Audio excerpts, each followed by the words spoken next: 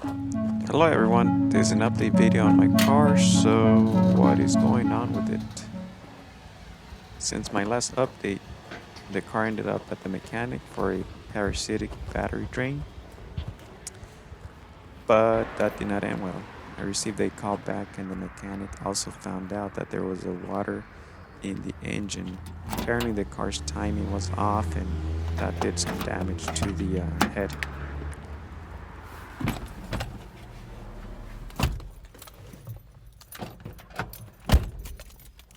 So the engine was rebuilt and a few months have passed since I took the car to the shop, and there were some complications, so it's taken longer than usual.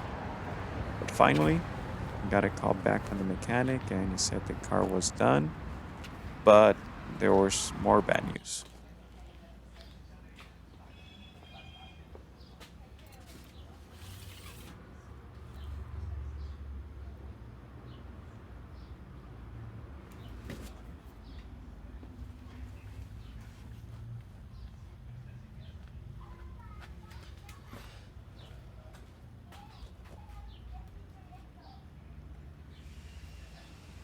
So I'm back here at the shop and then just checking the car out and seeing what the problem is.